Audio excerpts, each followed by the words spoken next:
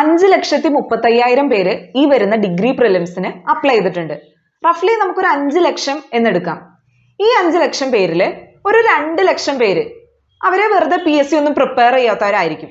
Just ഒരു എക്സ്പീരിയൻസിന് വേണ്ടി, അല്ലെങ്കിൽ ഇനി ഭാഗ്യത്തിനെങ്ങാനും ജോലി കിട്ടിയാലോ അങ്ങനെ ചിന്തിച്ച് എക്സാം എഴുതുന്ന ഒരു 2 ലക്ഷം പേര് ഏകദേശം ഉണ്ടാവാം. പിന്നെ ബാക്കിയുള്ള 3 ലക്ഷം. ഈ 3 ലക്ഷം പേരില് ഒരു 2 ലക്ഷം പേര് PSCക്ക് പ്രിപ്പയർ ചെയ്യുന്നവരാണ് എന്ന് നമുക്ക് വിചാരിക്കാം.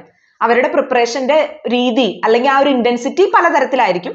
എന്നാലും ഒരു 2 ലക്ഷം പേര് PSCക്ക് പ്രിപ്പയർ ചെയ്യുന്നവരാണ് എന്ന് നമുക്ക് വിചാരിക്കാം.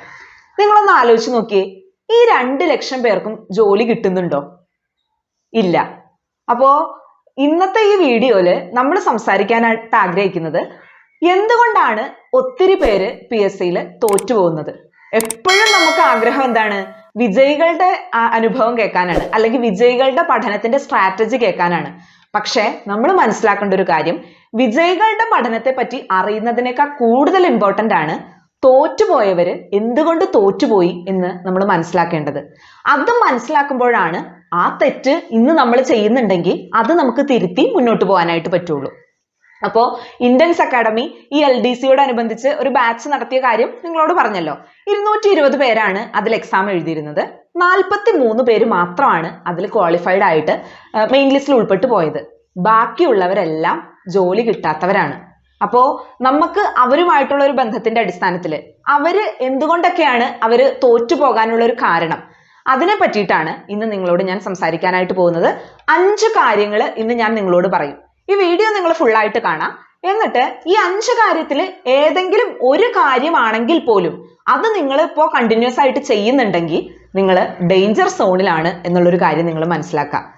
ആ കാര്യം നിങ്ങൾ വരുത്തുന്ന ആ തെറ്റ് തിരുത്തി നിങ്ങൾ മുന്നോട്ട് പോകാനായിട്ട് ശ്രമിക്കാം. അപ്പോൾ അതാണ് ഇന്നത്തെ video. Hi, this is Vishnupriya. Welcome to Indians academy. ഇനി ഗൈഡ് അല്ല, ഗൈഡൻസ് ആണ് വേണ്ടത്.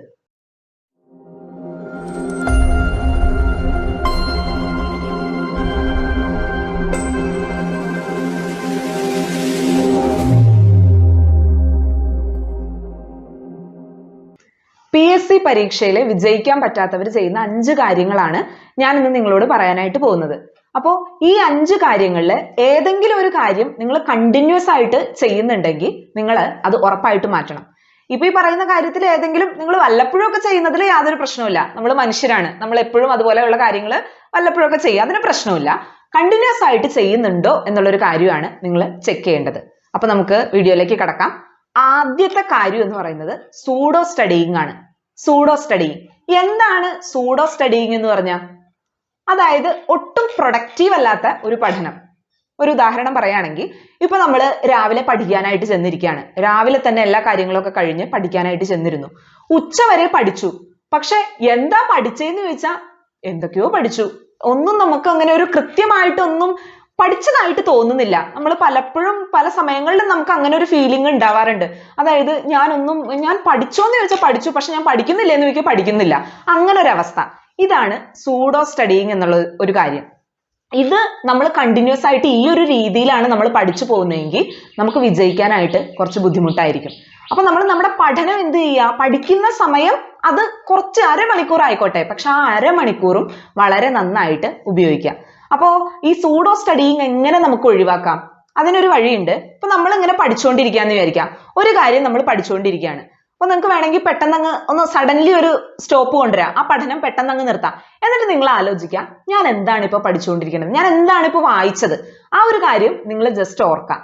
അങ്ങനെ ഓർക്കുമ്പോൾ നിങ്ങൾക്കത് റീപ്രൊഡ്യൂസ് ചെയ്യാനായിട്ട് പറ്റണം. ഓക്കെ, അപ്പൊ അങ്ങനെ നമുക്ക് ആലോചിച്ച് നോക്കുമ്പോൾ നമുക്ക് റീപ്രൊഡ്യൂസ് ചെയ്യാൻ പറ്റിയില്ല എങ്കിൽ എന്താ, നമ്മൾ കുറച്ചുകൂടി വിജിലന്റ് ആവും. അപ്പൊ ഞാൻ പഠിക്കുന്ന കാര്യങ്ങളൊന്നും എനിക്ക് അത്ര ഓർമ്മയില്ല, അപ്പൊ നമ്മൾ ഒന്നുകൂടി ശ്രദ്ധിക്കും.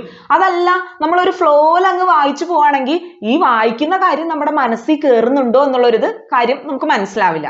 അപ്പൊ നിങ്ങൾ ഇനി മുതൽ അങ്ങനെ ചെയ്യാം. ഇപ്പൊ ഒരു കാര്യം, ഒരു ടോപ്പിക് നിങ്ങൾ പഠിച്ചു കഴിഞ്ഞാൽ നേരെ വേഗം അടുത്ത ടോപ്പിക്കിലേക്ക് പോവുകയല്ല ചെയ്യേണ്ടത്. നിങ്ങൾ അവിടെ സ്റ്റോപ്പ് ചെയ്യുക. ഒരു 5 മിനിറ്റ് നിങ്ങൾ മാറ്റി വയ്ക്കുക. എന്തിനു വേണ്ടിയിട്ട്? ഇപ്പൊ ഞാൻ പഠിച്ച ടോപ്പിക്കിൽ ഞാൻ എന്താണ് പഠിച്ചത് നിങ്ങൾ ജസ്റ്റ് ഒന്ന് ആലോചിച്ച് നോക്കാം. എല്ലാം അതുപോലെ തന്നെ പറയണമെന്നില്ല, എന്നാലും ഒരുവിധം നിങ്ങൾ ആ ഒരു രീതി പ്രയോഗിക്കുമ്പോൾ ഈ സൂഡോ സ്റ്റഡിയിങ് എന്നുള്ള ഈ ഒരു കുഴപ്പത്തിൽ നിന്ന് നിങ്ങൾക്ക് മാറാനായിട്ട് പറ്റും. രണ്ടാമത്തെ ഒരു കാര്യമാണ് PSC പഠനത്തില് കൊരങ്ങന്മാരുടെ സ്വഭാവം കാണിക്കുക എന്നുള്ളത്. എന്താണ് കുരങ്ങന്മാരുടെ സ്വഭാവം? കുരങ്ങന്മാരെ നമുക്ക് നോക്കി അറിയാം അല്ലെ, അവര് ഒരു കൊമ്പിൽ നിന്ന് അടുത്ത കൊമ്പിലേക്ക് ചാടും, പിന്നെ അപ്പൊ തന്നെ അടുത്ത കൊമ്പിലേക്ക് ചാടും, ഇങ്ങനെ കൊമ്പ് ചാടി ചാടി ചാടി നടക്കുന്നവരാണ് കുരങ്ങന്മാര്. ഈ ഒരു സ്വഭാവം നമ്മുടെ പഠനത്തിൽ ഉണ്ടെങ്കിൽ നമ്മൾ കുറച്ച് ഡേഞ്ചർ സോണിൽ തന്നെയാണ് നമുക്ക് പറയാം. കാരണം ഇപ്പൊ ഞാനൊരു ഉദാഹരണമായിട്ട് പറയാം. ചില ആൾക്കാരുണ്ട്, ചില ആൾക്കാരല്ല, ഇപ്പൊ നിങ്ങൾക്ക് തന്നെ ഇത് കണക്ട് ചെയ്യാനായിട്ട് പറ്റും. നമ്മൾ രാവിലെ തന്നെ വന്നിരിക്കും, ഇന്നിപ്പോ ജോഗ്രഫി പഠിക്കാമെന്ന് ഓർത്ത് ജോഗ്രഫി തുറന്നു വെക്കും. ജോഗ്രഫി വായിച്ച് തുടങ്ങിക്കൊണ്ടിരിക്കുമ്പോഴായിരിക്കും നമുക്ക് തോന്നാം, അയ്യോ ഞാൻ എക്കണോമിക്സ് പഠിച്ചില്ലല്ലോ, എന്നാൽ എക്കണോമിക്സ് പഠിക്കാമെന്ന് പറഞ്ഞു ഇത് വേഗം മടക്കി വെച്ച് വേഗം എക്കണോമിക്സ് പഠിക്കാനായിട്ട് തുടങ്ങും. അത് പഠിക്കുമ്പോഴായിരിക്കും ഓർക്കണം, ദൈവമേ എല്ലാ ചാനലുകാരും ഇപ്പൊ പറയുന്നത് SCRT വായിക്കാനല്ലേ, എന്നാൽ SCRT വായിച്ചാലോ എന്നോർത്ത് അത് മടക്കി വെച്ച് പിന്നെ SCRTയിലേക്ക് പോകും. SCRT എടുക്കാനായിട്ട് പോകുമ്പോഴായിരിക്കും ഓർക്കണേ, അയ്യോ ആ യൂട്യൂബ് ചാനൽ വളരെ നല്ല ക്ലാസ്സുകൾ ഉണ്ടല്ലോ, അത് കേട്ടില്ലല്ലോ, ഇനി ഞാനത് കേട്ടില്ലാണ്ട് അങ്ങനെ കേൾക്കാണ്ട് പോയാൽ എന്റെ ജോലി എനിക്ക് റാങ്ക് കിട്ടാണ്ടായി പോവോ. അങ്ങനെ ഒന്നിൽ നിന്ന് ഒന്നിലേക്ക്, ഒരു ചാനലിൽ നിന്ന് വേറെ ചാനലിലേക്ക്, അല്ലെങ്കിൽ ഒരു വിഷയത്തിൽ നിന്ന് വേറൊരു വിഷയത്തിലേക്ക് ഇങ്ങനെ ചാടി ചാടി ചാടി നടക്കാന്നുള്ളത് വളരെ ഡേഞ്ചറസ് ആയിട്ടുള്ള ഒരു കാര്യമാണ്. കാരണം എന്താ, ഇങ്ങനെ നമ്മൾ നടക്കുമ്പോൾ അവിടെ വല്ല പഠനം നമ്മുടെ നടക്കുന്നുണ്ടോ? ഇല്ല, ഒരു വളരെ അൺപ്രൊഡക്റ്റീവ് ആയിട്ടുള്ള ഒരു പഠനമായിരിക്കും. എന്തെങ്കിലും പഠിച്ചോന്ന് ചോദിച്ചാൽ ഒന്നും പഠിച്ചില്ല, എന്നാൽ ഒരുപാട് ബുക്കുകൾ നമ്മൾ ഇതിനോടകം തുറന്ന് പോവുകയും ചെയ്തിട്ടുണ്ട്. അപ്പോൾ ഈ ഒരു കാര്യം ഒരുപാട് ഉദ്യോഗാർത്ഥികൾ നേരിടുന്ന ഒരു പ്രശ്നമാണിത്. ഈ ഒരു കാര്യം എന്തുകൊണ്ടാണ് സംഭവിക്കുന്നത്? അതാണ് നമ്മൾ ആദ്യം നോക്കുന്നത്. എന്തുകൊണ്ടാണ് നമുക്ക് ഇങ്ങനെ ഒരു പ്രശ്നം വരുന്നത്? ഇതിന് പ്രധാനമായിട്ട് 2 കാര്യങ്ങളാണ് നമുക്ക് പറയാനായിട്ട് പറ്റുക. ഒന്ന് എന്ന് പറയുന്നത്, നിങ്ങളുടെ കയ്യിൽ ഒരുപാട് റിസോഴ്സസ് ഉണ്ട്, അതായത് പഠിക്കാനായിട്ട് ഒരുപാട് കാര്യങ്ങൾ, ഒരുപാട് ബുക്കുകൾ ഉണ്ട്. അതാണ് ഒരു പ്രശ്നം. അപ്പോൾ ആ റിസോഴ്സസ് ഒരുപാട് നിങ്ങളുടെ കയ്യിലുണ്ടെങ്കിൽ ഈ ഒരു പ്രശ്നത്തിലേക്ക് നിങ്ങൾ പോകും. പിന്നെ വേറൊരു കാര്യം, വളരെ പ്രധാനപ്പെട്ട ഒരു കാര്യം എന്ന് പറയുന്നത്, നിങ്ങൾക്ക് കൃത്യമായിട്ടൊരു പ്ലാൻ ഇല്ല എന്നുള്ളതാണ്. ഇന്നത്തെ ദിവസം എന്തൊക്കെ കാര്യങ്ങൾ ചെയ്യണം എന്ന് കൃത്യമായിട്ടൊരു പ്ലാൻ ഇല്ലാണ്ടാവുമ്പോഴാണ് നമ്മുടെ ബ്രെയിൻ ഒരു സംശയം തോന്നണേ. നമുക്ക് കൃത്യമായിട്ട് നമ്മൾ ബ്രെയിനിനെ പറഞ്ഞ് മനസ്സിലാക്കാം, ഇന്ന് ഇന്ന കാര്യങ്ങളാണ് ചെയ്യാനായിട്ട് പോകുന്നത് എന്ന് പറയുമ്പോൾ പിന്നെ ബ്രെയിനിനെ അവിടെ ആലോചിക്കേണ്ട ഒരു കാര്യമില്ല, ഇന്ന കാര്യങ്ങളാണ്. പക്ഷെ അങ്ങനെ ഒരു പ്ലാൻ ഇല്ലാണ്ടാവുമ്പോഴെന്താണ്, ഇത് ചെയ്തുകൊണ്ടിരിക്കുമ്പോൾ നമ്മുടെ ബുദ്ധി നമ്മളോട് പറയും, അയ്യോ അത് ചെയ്തില്ല കേട്ടോ, അപ്പൊ പറയും അയ്യോ മറ്റേത് ചെയ്തില്ല കേട്ടോ. ഇങ്ങനെ ചാടി ചാടി പോകുന്ന ഒരു അവസ്ഥ നമുക്ക് വരും. അപ്പൊ നമ്മൾ ചെയ്യേണ്ടത്, ഒന്നാമത്തെ ഒരു കാര്യം, നിങ്ങളുടെ റിസോഴ്സസ് മിനിമം ആക്കി വെക്കാം.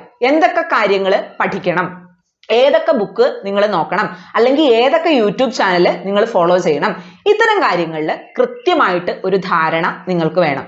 ഇപ്പോൾ ഏത് ചാനലായാലും അത് നിങ്ങൾക്ക് ഉപകാരപ്പെടുന്നതാണെങ്കിലാണ് നിങ്ങളത് ഫോളോ ചെയ്യുന്നത് കൊണ്ട് ഉപകാരമുള്ളൂ. അപ്പൊ അത് കൃത്യമായിട്ട് ചെയ്യാം. അതുപോലെ തന്നെ കൃത്യമായിട്ട് ഒരു പ്ലാൻ ഉണ്ടായിരിക്കാം.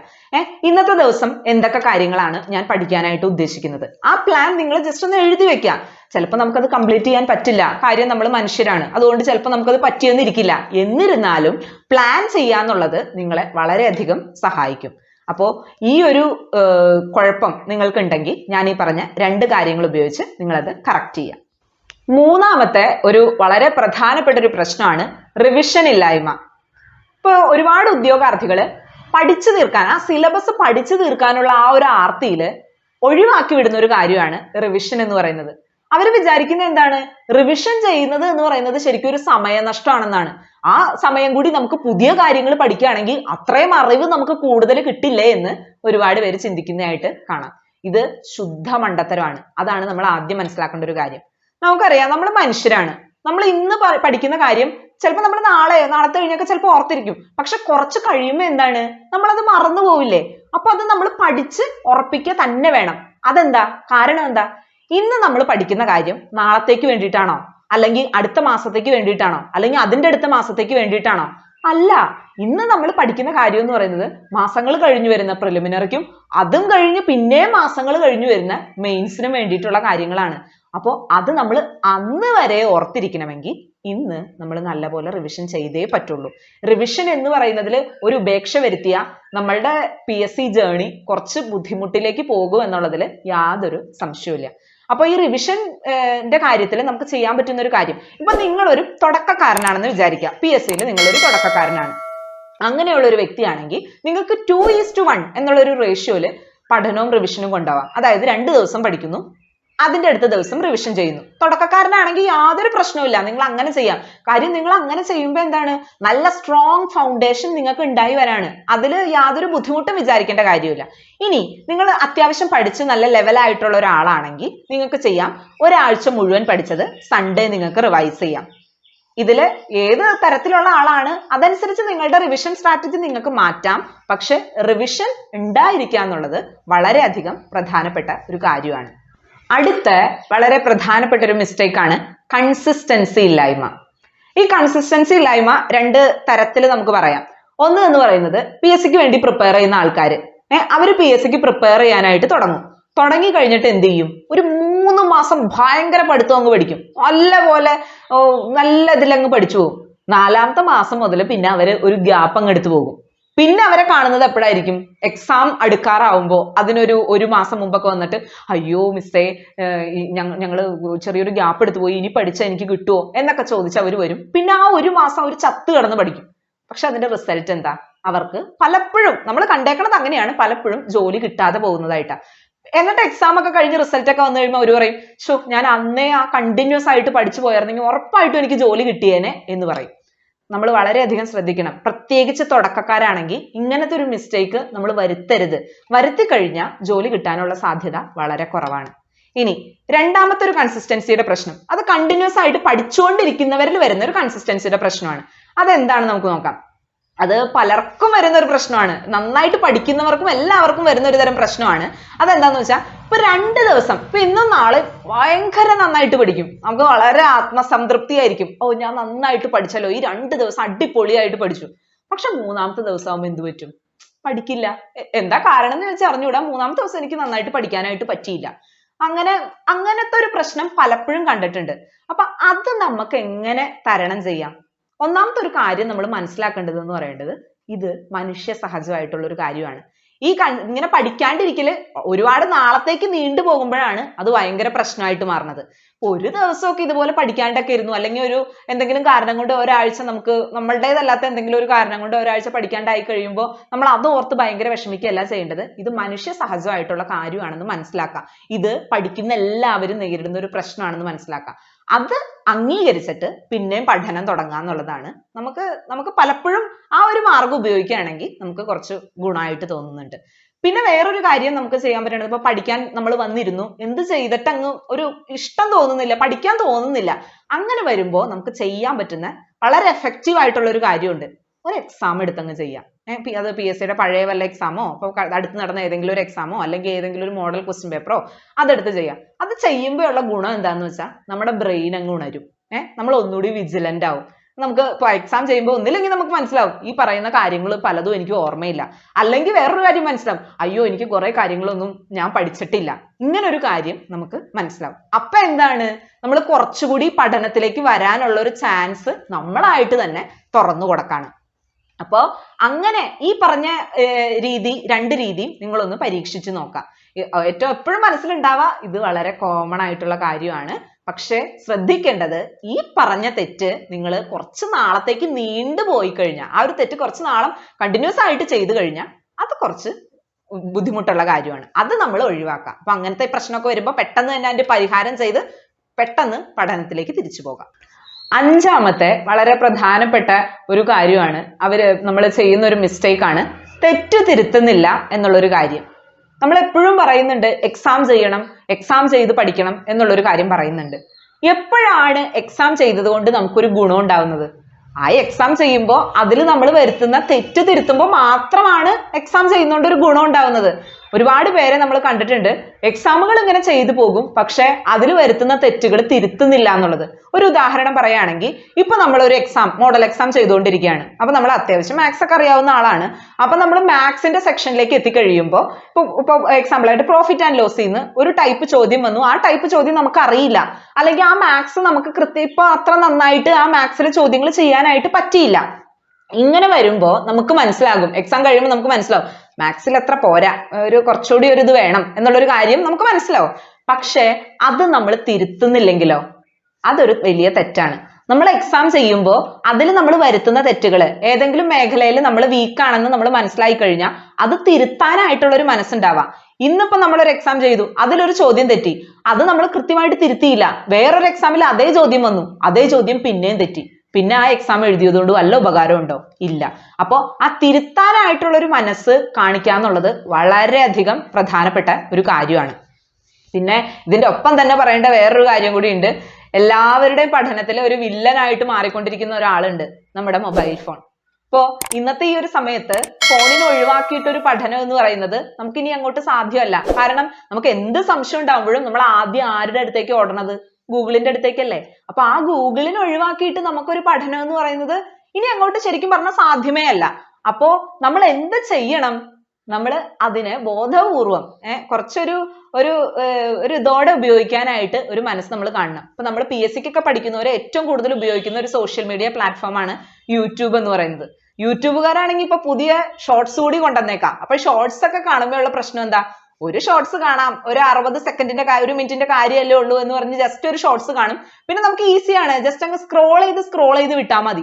ഇങ്ങനെ കണ്ട് ഒരുപാട് സമയം യൂട്യൂബിൽ ചെലവഴിക്കുന്നവര്. ഇപ്പൊ ചിലപ്പോൾ ഏതെങ്കിലും ഒരു PSCയുടെ ചാനൽ കണ്ടായിരിക്കും തുടങ്ങണേ. പിന്നെ അത് കഴിഞ്ഞ് അടുത്തൊരു ബ്ലോഗിലേക്ക് പോയി. പിന്നെ അങ്ങനെ കണ്ട് PSC ആയിട്ട് യാതൊരു ബന്ധവുമില്ലാത്ത ചാനലുകളിൽ മണിക്കൂറുകളോളം ചെലവഴിക്കുന്ന ഒരുപാട് പേരുണ്ട്. അപ്പോ ഈ ഫോൺ എന്ന് പറയുന്നത് വളരെയധികം ഉപകാരിയാണ്, അതോടൊപ്പം തന്നെ ഉപദ്രവകാരിയാണ്. എപ്പോ? നമ്മളത് കൃത്യമായിട്ട് ഉപയോഗിക്കാണ്ടിരിക്കുമ്പോൾ. അപ്പൊ ഇതിന് നമുക്കൊരു പരിഹാരം എന്ന് പറയുന്നത് അതിൽ നമുക്ക് തന്നെ എന്തെങ്കിലും ചെയ്യാനായിട്ട് പറ്റുള്ളൂ. നമ്മൾ തന്നെ സ്വയം തീരുമാനിക്കുക. ഇപ്പൊ ഇന്നത്തെ ദിവസം ഞാൻ അനാവശ്യമായിട്ട് ഒരു ചാനലും കാണില്ല എന്ന് ഉറച്ച തീരുമാനം എടുക്കുക. അങ്ങനെ മാത്രമേ അതിന് നമുക്കൊരു പരിഹാരമായിട്ട് പറയാനായിട്ടുള്ളൂ. പിന്നെ നമുക്ക് ചെയ്യാനായിട്ട് പറ്റുന്ന ഒരു കാര്യം എന്ന് പറയുന്നത്, ഇപ്പൊ നിങ്ങൾ ബുക്ക് നോക്കിയാണ് പഠിച്ചുകൊണ്ടിരിക്കുന്നത്, ഇപ്പൊ കുറച്ച് സമയത്തേക്ക് എന്തായാലും ഫോണിന്റെ ആവശ്യമില്ല എന്നുള്ളൊരു ഇതാണെങ്കിൽ നിങ്ങൾ ഉറപ്പായിട്ടും ആ മൊബൈൽ ഡാറ്റ അങ്ങ് ഓഫ് ചെയ്ത് ആ നോട്ടിഫിക്കേഷൻ ഒക്കെ അങ്ങ് ഓഫ് ചെയ്തിട്ടേക്കാം. കാരണം നോട്ടിഫിക്കേഷന്റെ സൗണ്ട് ആണ് എപ്പോഴും നമുക്കൊരു ട്രിഗർ ആയിട്ട് വരുന്നത്. അത് കേൾക്കുമ്പോഴാണ് നമുക്ക് ആ ഫോൺ എന്താന്ന് മാത്രം അതെന്താണെന്ന് നോക്കാന്ന് ഓർത്ത് ഫോൺ എടുക്കും. പിന്നെ ഫോണിൽ തന്നെ ആയിരിക്കും. അപ്പൊ അതുകൊണ്ട് അങ്ങനെ ഫോൺ നമുക്ക് ഒഴിവാക്കാൻ പറ്റുന്ന സമയങ്ങളിൽ മാക്സിമം നമ്മൾ ഒഴിവാക്കാം. അല്ലാത്ത സമയത്ത് ആ ഫോണിന്റെ ആ ഉപകാരമുള്ള ആ ഒരു സൈഡ് അത് നമ്മൾ മാക്സിമം ഉപയോഗിക്കുകയും ചെയ്യാം. അപ്പൊ ഞാൻ ഇന്ന് ഈ പറഞ്ഞ 5 കാര്യങ്ങൾ നിങ്ങളത് വ്യക്തമായിട്ട് കേൾക്കാം. കൃത്യമായൊരു ഇൻട്രോസ്പെക്ഷൻ നിങ്ങളിൽ തന്നെ നടത്താം. അപ്പൊ എന്നിട്ട് ഇതിൽ ഏതെങ്കിലും ഒരു കാര്യം നിങ്ങൾ തെറ്റ് ചെയ്യുന്നുണ്ട് എന്നുണ്ടെങ്കിൽ നിങ്ങൾ വിഷമിക്കൊന്നും വേണ്ട. നിങ്ങൾ എന്ത് ചെയ്താൽ മതി? ആ തെറ്റ് തിരുത്തിയാണ് ചെയ്യേണ്ടത്.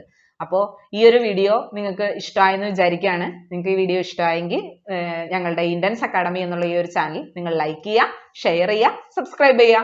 അടുത്തൊരു വീഡിയോ ആയിട്ട് നമുക്ക് വൈകാതെ കാണാം. താങ്ക്